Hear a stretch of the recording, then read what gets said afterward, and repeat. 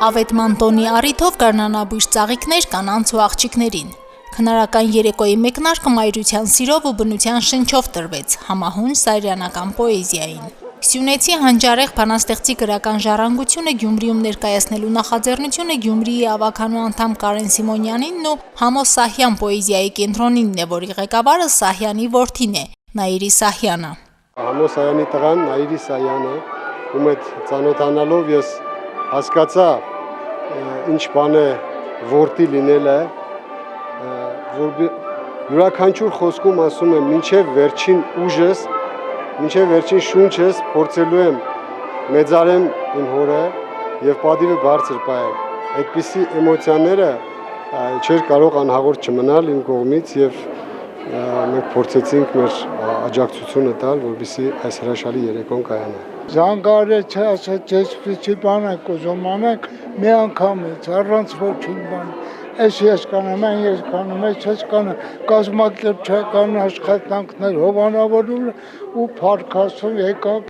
Բանաստեղծի որդու սահյանական շունչը Գյումրի բերելու ցանկությունն առանց աջակցող ձեռքերի դժվար ու բարդ կլիներ իրականացնել։ Գրական երեկոն Գյումրիում արժանավայել կազմակերպելու հարցում Համո Սահյան պոեզիայի կենտրոնը մեծ աջակցություն է ստացել Կարեն Սիմոնյանից։ Այն գրականության եւ արվեստի գնահատման, հանրայնացման կարևոր քայլերից է։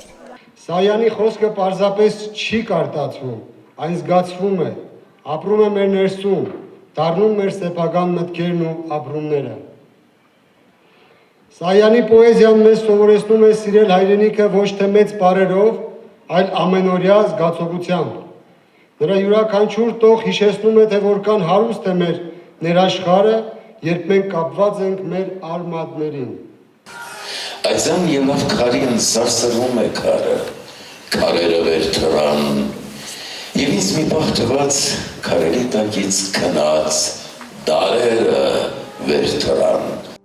Բնության ու հայրենի եզերքի սիրահար մարդու մեջ բնությունը փնտրող բանաստեղծի գրական երեկոն խորին խորհրդով ինձ բացակա չտնեք խորագրով էր։ Իր բանաստեղծին երբեք բացակա չտնող ժողովուրդը սահյանական տողերը թևավորել էր, խորհել ասածների հետ։ Սիրված այդ բանաստեղծությունները կարդում էին Հայաստանի վաստակավոր արտիստները։ Դրանք հուզական են, քնարական, նվիրված հայկական բնաշխարհին, մարդկային հույզերին ու մանկության օրերին։ Իշնում էին խոհում, խորար դեզերուսին, մի կատնահում ցերնագամար մեծերատուսին։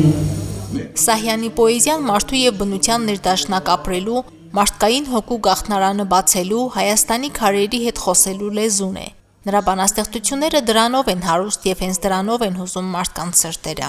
Ինձ համար ես գիտության ոլորտի աշխատող եմ, Աստված է Վիկտոր Համբարձումյանը, Արմենակ Նազարովը։ Այդպես պետք է լինի մեր ժողովրդի համար Թումանյանը, Շիրազը, Համո Սահյանը շատ անմիջական, հասարակ, խորը միտք արտահայտող բանաստեղծ էր։ Շատ եմ սիրում Սահյանի, շատ եմ գնահատում եւ հենց դրա համար եկել եմ, որ ինձ լիարժեք զգամ այսօր։ Սահյանին շատ սիրել եմ բանաստեղծությունը, ախ նորից բարի ճամփա, ախ նորից վնաս բարով, մի տեսակ դագդապ կա, որ չես ասի ոչ մի բառով։ Իմ պապը պայտել է մեր գյուղի ձիերը, իմ պապը մեր գյուղի պատերը շարել է եւ բոլոր կամերը մենակ քարել է։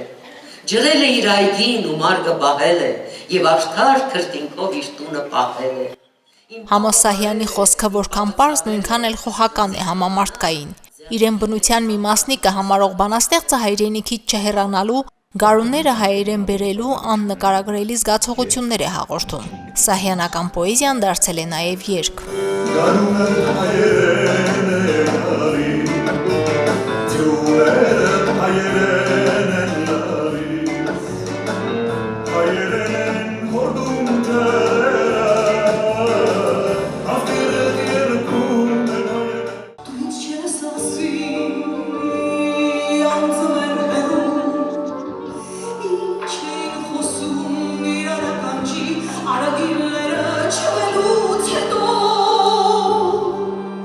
Կարծում եմ, որ ինչու՞ չէ մեր երիտասարդները այսօր եւս մեկ անգամ Համո Սահյանը պոեզիան լսելով, հատկապես երիտասարդ սերունդը, կարծում եմ, որ ել ավելի կհաղորդակցվի եւ լսելով երգերը, նաեւ նորովի կսկսի վերաբերվել նաեւ այդ խոսքերին, որտեղ երբ որ երաժշտությունը միանում է, խոսքը ավելի դառնում է այսպես ընդհանրական եւ ավելի սրտամոտ։ Միջոցառման կազմակերպման գործում ունեցած ջանքերի եւ աջակցության համար Համո Սահյան պոեզիայի կենտրոնի գնահատանքին ու շնորհակալությանն արժանացավ Կարեն Սիմոնյանը։ Կենտրոնի նախագահ Նաիրի Սահյանը Կարեն Սիմոնյանին հանձնեց հատուկ պատվոգիր։ Մարինե Դերբինյան, Արարատ Ծատուրյան, Հորիզոն։